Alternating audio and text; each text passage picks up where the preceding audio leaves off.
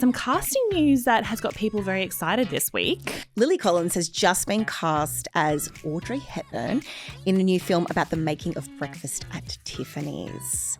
And people are like a little bit divided on it. But I think it is just the most perfect casting I've ever seen. It is quite good casting because she has a lot of physical similarities to Audrey Hepburn. And when you play an icon like that, there's going to be so much scrutiny. Like I remember when Jennifer Love Hewitt did it years ago just for a TV movie, and people absolutely tore her to shreds saying, how dare she think she's Audrey Hepburn? And I'm like, well, she doesn't think she's Audrey Hepburn. She got cast in a movie and she's playing her. And I think it's fine. But yes, Lily Collins put on her Instagram when she announced the news that there had been a 10-year build up to this. The other thing is a lot of people are like, well, how did she get the role? What was the audition process like? Which other actresses were they seeing? All this back and forth. They're like, she's been gunning for this for years, but it's her production company making the movie and she's producing it. So she did cast herself, which I think is fine. Like she's making the movie. And so it's like Margot Robbie doing I, Tonya. It's the same sort of thing, and right? It's like you make the movie, you can put yourself in the lead role. So what I find really interesting is that it's based on a book that's about the making of Breakfast at Tiffany's, the movie. And I'm more interested in that than like whether Lily Collins looks like Audrey Hepburn, because the making of that movie, which obviously it's an iconic classic movie, but the making of that movie is absolutely wild because the author of the book, Truman Capote, wanted Marilyn Monroe to play Holly Golightly, the lead character.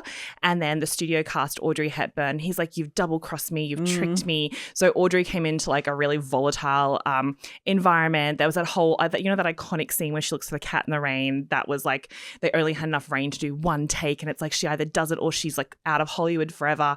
People nearly got electrocuted making some of the, like, it's crazy. I actually love the story about Truman Capote wanting Marilyn Monroe because Marilyn Monroe's acting coach actually said, he told people, Marilyn Monroe will not play a lady of the evening. Yeah, I love a lady of the evening. A lady of the evening is like, it's almost the Victorian version of strumpet, that those versions for hookers basically are fantastic.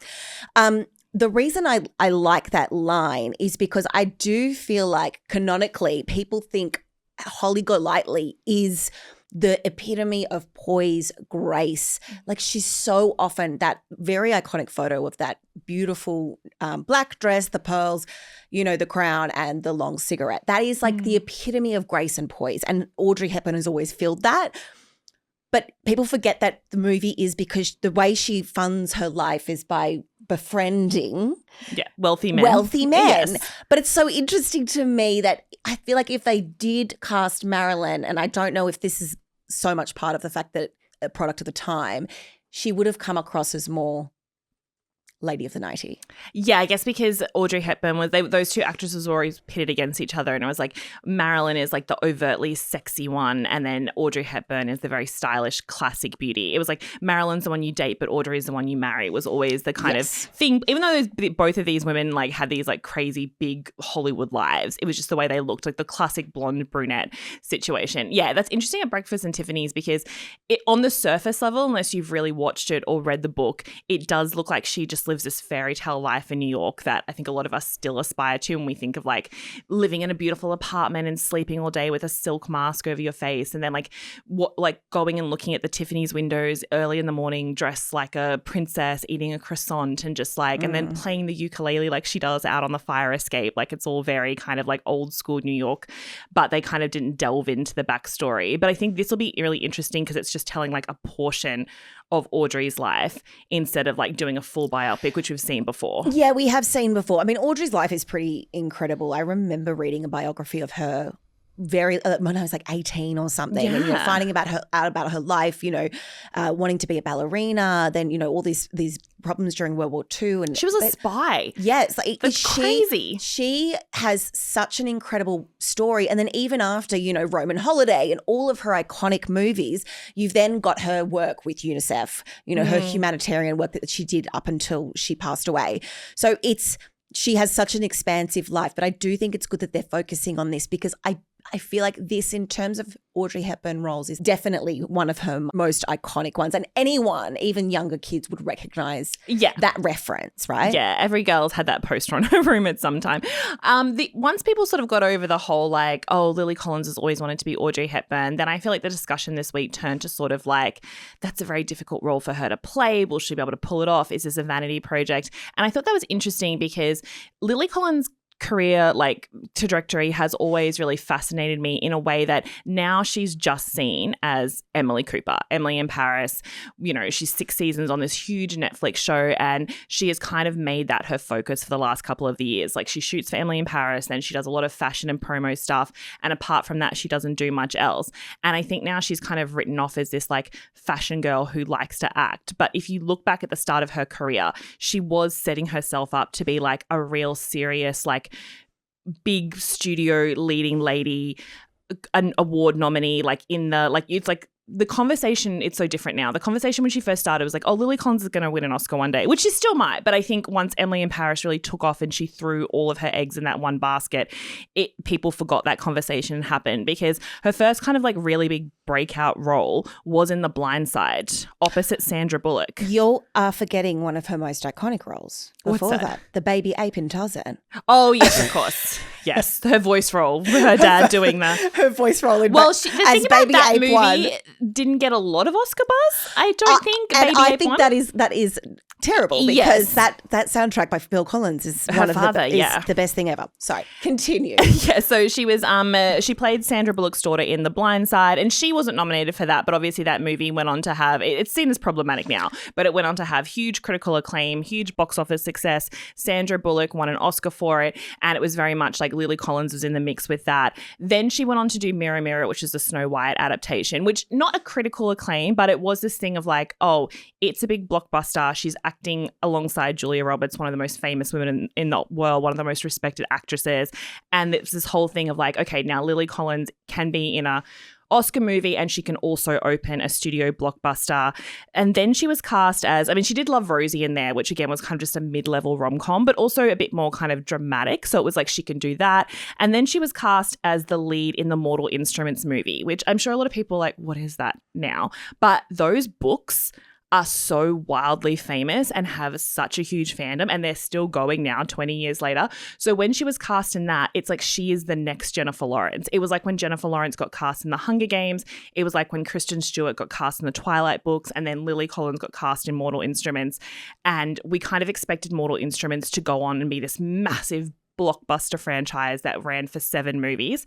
Unfortunately, it did tank at the box office and was pretty poorly received. So they didn't make the rest of the movies, which I think was a godsend because they didn't understand the complexity of those books. Yeah, and then she kind of went into a bit of work with Netflix. This is obviously before Emily in Paris. Did you ever watch Okja? Oh, yes, yes. Okja! That is one of the weirdest movies I've ever seen in my life. But again, wildly critically acclaimed. It was an incredible movie. But it was like Oscar makers all in the mix of it. I think about that movie often. Yeah. I just find it to be one of the strangest, most bizarre movies I've ever seen in my life. If you haven't seen it, I highly recommend it. Highly recommend it. Bizarre. And it's a great movie. And again, it was a very critically acclaimed movie that Netflix made. So Lily Collins did that. Then she did To the Bone, which was that movie about eating disorders. And she, in that, again, a very dramatic role. I have seen that movie, To the Bone. She's with Keanu Reeves, plays opposite her as the psychiatrist. Yeah. And she was heavily lauded for that role critically because she did a very, very good job. It is super raw. It's anyone who's experienced eating disorders will relate to that character she played. I thought she was excellent in that. She was also in the Ted Bundy Netflix movie with Zac Efron. I never get the name of this right. It's like terribly close and extremely wicked, shockingly evil and vile. Yeah, great title. Which is what the judge said about Ted Bundy's actions. Yes. But there were criticisms around that movie because it kind of like romanticized Ted Bundy. Yeah, because they were like, he was so hot and stuff and everything. Yeah. My biggest, and again, there were some issues with that, but also people were like, Lily Collins is a really strong actress. My only issue with her in that movie is they're like, do you feel bad about the victims? And she was like, the ghosts of one of the victims visited me and said it was okay. I'm like, girl, don't use the ghost defense. I hate when actors do that. Just say I wanted to play the role and I did it and that's fine. Yeah. I mean, I know that you've had like your questions about true crime and like sensationalizations of these stories, and particularly the focus and obsession on certain serial killers where you kind of forget the people who are genuinely affected by it. But she was very good in that movie. I thought Zac Efron was very good in that movie too, in terms of as an actor. And they hooked up, which is fun. Oh, I love Which is fun that. for them, yeah. Oh, I love that little bit of inside goss. A little bit of Ted Bundy romance in the air. Ew. Yuck. Oh, no, don't.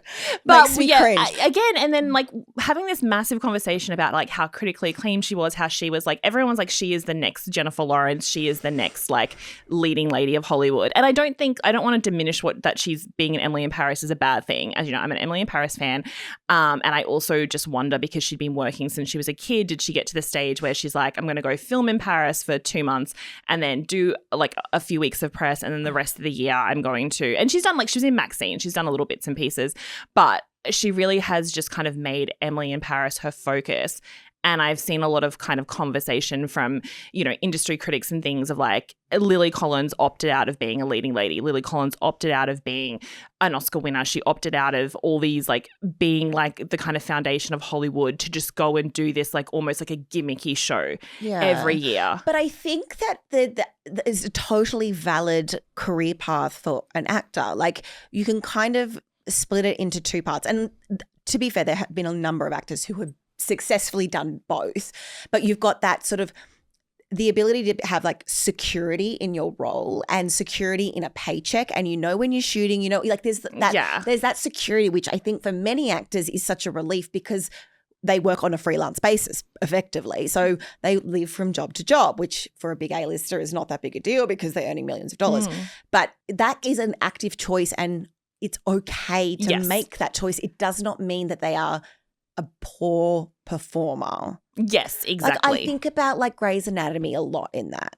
Yeah, absolutely. Of like putting your name on a network show and then doing other things. So the movie hasn't even gone into production yet. I'm sure we'll see a lot of like behind the scenes photos and teaser trailers and everything come out before then. It'll probably won't be out till late next year. But I'm very excited to see Lily Collins in this next stage of her career. I think she'll be amazing.